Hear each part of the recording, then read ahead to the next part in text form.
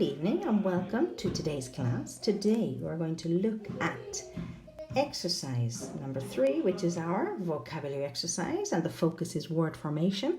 Prefixes. Do you love prefixes? Or maybe you prefer suffixes? Let's see if we can convince you to love prefixes. So let's have a look first of all at letter A. Now it says, look at 10 more facts.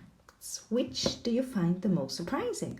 So QI, do you remember the program from our listening? No? QI, and everything is interesting. Well, let's look at number 1. 10% of US electricity is made from dismantled Soviet atomic bombs. Quite interesting, eh? Number 2, more than half the world's population is bilingual. Surprised? Are you surprised? Number 3, most antibiotics are made from bacteria. Number 4, in Switzerland, it's illegal to keep a guinea pig on its own. Interesting, no? Number 5, over 100 billion neutrinos pass unnoticed through your head every second. Maybe that's what's wrong with me. Number 6, paper can only be recycled 6 times. After that, the fibres are too weak to hold together. Number 7, the first book ever printed in Oxford had a misprint on the first page. They got the date wrong. Number 8, the word aproxia means the inability to concentrate on anything. Number 9, you could listen to a radio on the moon, but it's virtually impossible on a submarine. Radio waves travel much more easily through space than through water. And number 10, a typical microwave oven uses more electricity keeping its digital clock on standby than it does heating food. Now I have to say all of these are quite interesting, but which do you find the most surprising? Well, I have to say, I think maybe number 9, that you can listen to the radio on the moon, but it's virtually impossible in a submarine. But it makes sense, no? It makes absolute sense. Maybe number 7, Oxford English file made a misprint on the first page and they got the date wrong. I'm not judging anybody here. But let's see your reactions to those ideas. Now, let's move on to exercise B. Can you see? It says, look at the prefixes in the highlighted words. Answer the questions with a partner. Number 1, which 4 are negative prefixes and simply mean not? And number 5, what do the other number 2, what do the other prefixes mean? Well, let's revise our words. So we've got number 1, dismantle. Number 2, bilingual. Number 3, antibiotics. Number 4, illegal. Number 5, unnoticed. Number 6, recycled. Number 7, misprint. Number 8, inability. Number 9, submarine. And number 10, microwave. Okay, have you got some ideas? So let's see if we know which ones mean not. Well, we've got dis, ill, un, and in. Well, these are the ones which just simply mean not, no? And the others, I think we can guess, no? By means to, anti means against, re means again, mis means wrongly, sub means under, and micro means very small. Now, let's go to page 168, our vocabulary bank. Now, yesterday, do you remember I asked you to have a look at exercise number 1? Now, it says put the words in the list in the right column to make negatives. So simply, here we're working on our negatives. Negative prefixes, we've got in, ill, ir, in, un, and dis, and there's our example, disagree. Now let's have a look at the words that we must put in the columns. We've got appropriate, attractive, capable, coherent, competent, continue, do, easy, embark, honest, hospital, legal, legitimate, literate, logical, mobile, moral, official, personal, practical, rational, irregular, relevant, replaceable. Okay, now let's check. Are you ready to check which ones go in each column? Let's have a look. I'm sure you got the correct answers. Well, in the first column, we've got immobile, immoral, impersonal, and impractical. In the second group, ill, we've got illegal, illegitimate, illiterate, illogical. In the third column, we've got irrational, irregular, irrelevant, irreplaceable. In the next column, the fourth column, we've got inappropriate, incapable, incompetent, incoherent, inhospitable. In the next column, the fifth one, we've got unattractive, undue, uneasy, unofficial. And in the final column, we've got disagree, discontinue, disembark, and dishonest. Now, if there are any vocabulary problems, feel free to ask. But what I'm interested in now is, can you see letter B? Can you see here, letter B? No, it says,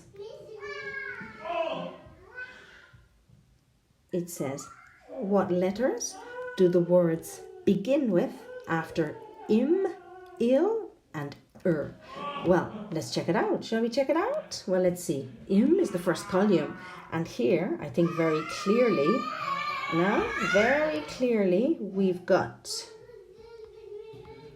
mobile, mobile, moral, personal, practical. Now we've got the M and the P. Now in the second column there, we've got illegal, legal, legitimate, literate, logical. I think we can safely say the L. And then the third column, we've got irrational, rational, regular, relevant, replaceable. I think we can say that words beginning with R generally have the prefix Now, that's not to say that this is a rule. It's a common occurrence, but it's definitely not a rule. And unfortunately, with respect to these two groups, in and un, which people usually have problems with, there is no fixed rule. So unfortunately, you'll just have to learn them as they appear. Okay, so far so good? Now, in that case, let's have a look at exercise number 2. Prefixes which add other meanings. It says read the sentences carefully and match the highlighted prefixes to their meanings A to T. So we've got the sentences on the left, and if I move over to the right, we've got the meanings. So let's have a look at our sentences. Now, my daughter has outgrown most of her clothes. She needs a bigger size. Now we have out as a prefix, and it means letter D, further. Can you see it? It means further. Bigger, better.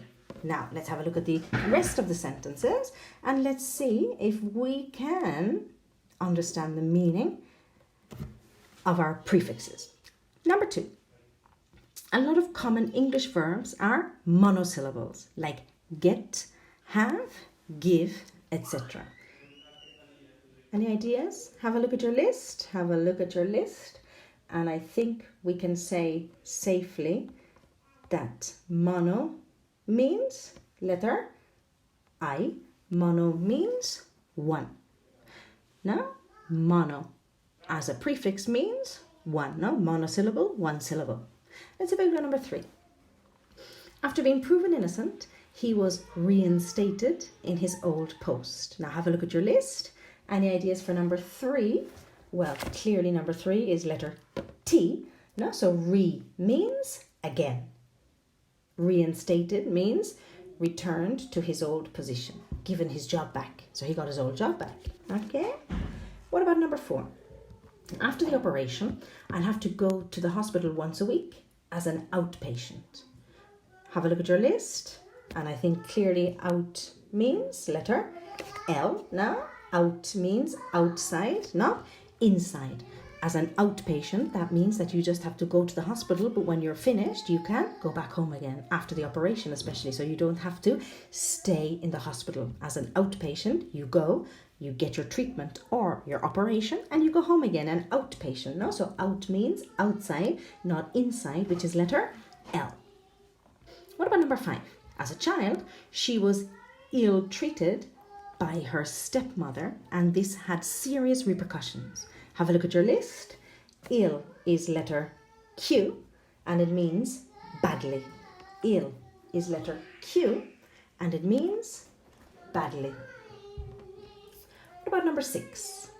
I haven't been feeling very well recently. The doctor told me to take multivitamins. Multi. I think you can get that one. Have a look at the list. Letter C. Multi means more than one or many.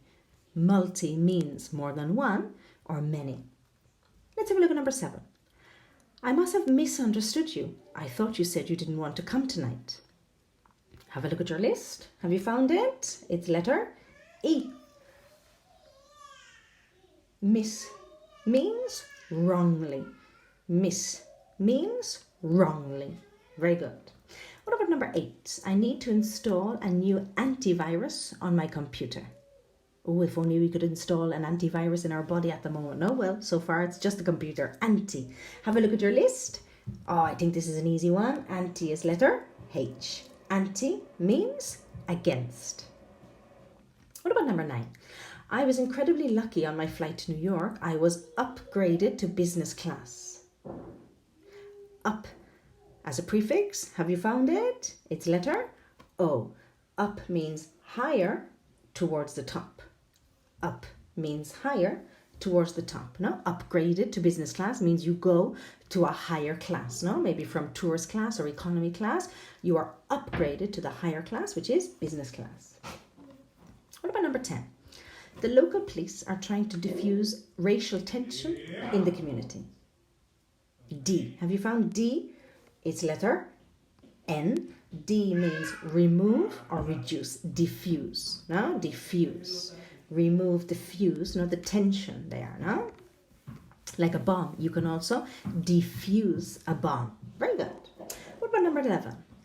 My brother did a postgraduate course in translation and interpreting post. I think that's an easy one. Have you found it? Letter K. Post means after. What about number 12? A ceasefire is an essential precondition for any negotiation. Pre. Have a look at your list. Pre is letter M. Pre means before. I think that's the same in Spanish, isn't it? I like those ones. Number 13. My sister is overweight. She goes through periods of compulsive overeating. And in fact, this sentence has over twice and it means the same. Can you see? Here we've got overweight and overeating. Now let's have a look. Have a look at your list. Have you found it? Have you got it? It's letter B. Over means too much. What about number 14? The committee has biannual meetings in October and March. Bi. And what's the pronunciation there? Bi. Bi. Because I think the meaning is the same, but the pronunciation is different in English, no? Biannual.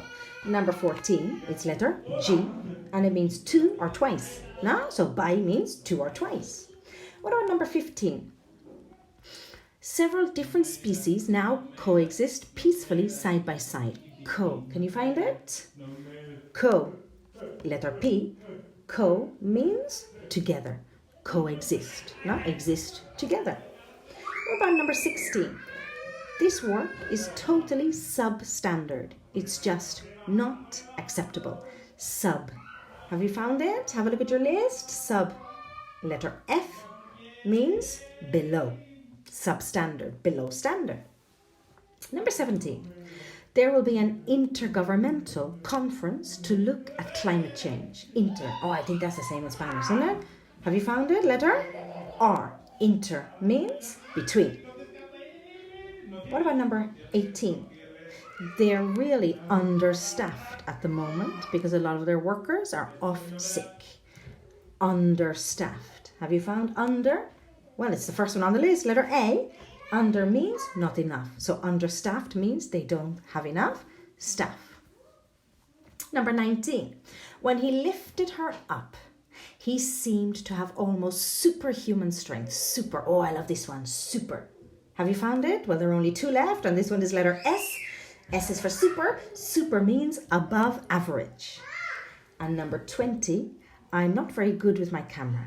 I almost always use the autofocus setting. And again, the pronunciation there, auto, no? Autofocus.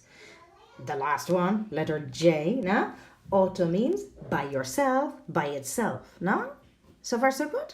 Now here we have a very interesting asterisk. Can you see? Let's have a look, because it says the prefix ill is always followed by a hyphen. And we'll find it in sentence number 5. Can you see? She was ill-treated, no? So when we use ill meaning badly, do you remember? ill-treated, treated badly as a prefix, we always use a hyphen. Okay? Now, let's have a look at letter B, because this is interesting information here in letter B. Can you see? We've got some prefixes have more than one meaning. For example, out and D. So let's compare. Out plus a verb, a verb usually means further, greater, etc. Further than, greater than. For example, outnumber, there's my verb, number. So outnumber means that there is a greater number. We saw it when we were talking about the war vocabulary. Do you remember? The army was outnumbered. Out plus a noun, on the other hand, usually means outside. For example, out building, there's my noun. D often means to remove or to take something away. For example, demystify means remove the mystery. But D can also mean reduce. For example, devalue means reduce the value of something. So just some interesting points there about prefixes that can have more than one meaning. Now, before we go back to page 65, let's look at our activation exercises. And it says here, which prefixes from exercise 2 could you use before each of these words? Cook, lingual, war, national, and place. I think we should get 2 or 3. 3 maybe, in most of them, 2 in some of them. I'll give you a minute. Okay, let's check. So we got cook. You can pre-cook something, you cook it before.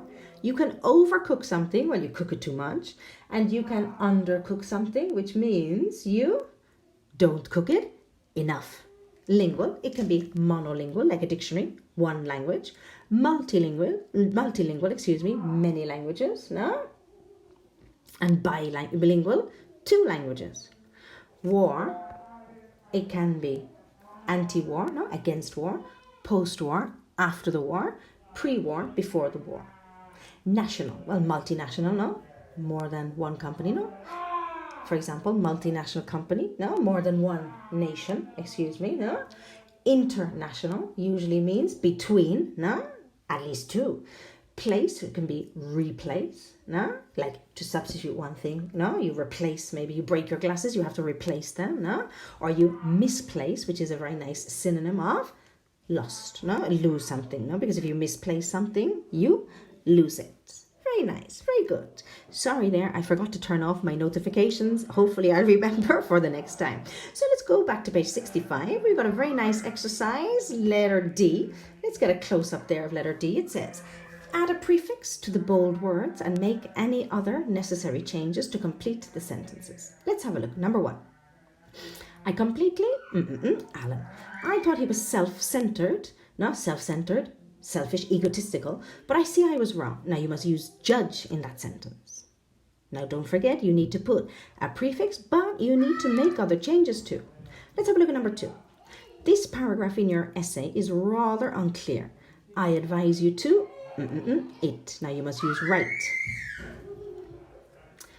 Number 3.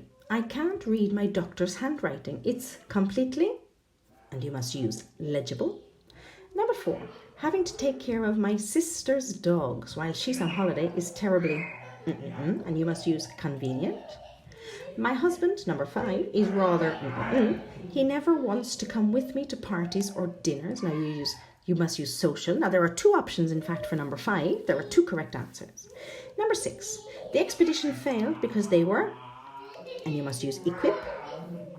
Number 7, it's going to be an struggle to motivate the team after last week's defeat. Now you need to use hill. Number 8, could you do some overtime this week? We're a bit, and you must use staff. Number 9, we're not going back to that restaurant. They, us, the last time we went, and you must use charge. And number 10, the hotel has a swimming pool that's only open from June to September, and you must use door. Now, I will ask you to stop the video now, fill in the gaps, and when you come back, we'll correct. Oh, so welcome back. Now, because we have problems with the boxes, the words don't all fit in the gaps. So here I have the correct answers. In number 1, misjudged. In number 2, rewrite. In number 3, illegible. In number 4, inconvenient. Number 5, unsociable or even antisocial. Slight difference meaning, but I will accept both in the context. Number 6, ill-equipped. Don't forget the hyphen, no, ill-equipped. Number 7, uphill. Number 8, understaffed. Number 9, overcharged. And number 10, outdoor. Now, if there are any problems with vocabulary or questions, feel free to ask. Now, we're nearly finished for today. Okay, because I just want to explain that the next class will deal with our reading exercise. So if you'd like to have a read, just so you know what it's going to be about, but we'll talk about that tomorrow. Okay, so thank you very much for listening. Have a lovely evening. And remember, feel free to ask any questions via WhatsApp or even email if you feel more comfortable. Okay, so thank you very much and we'll see you tomorrow.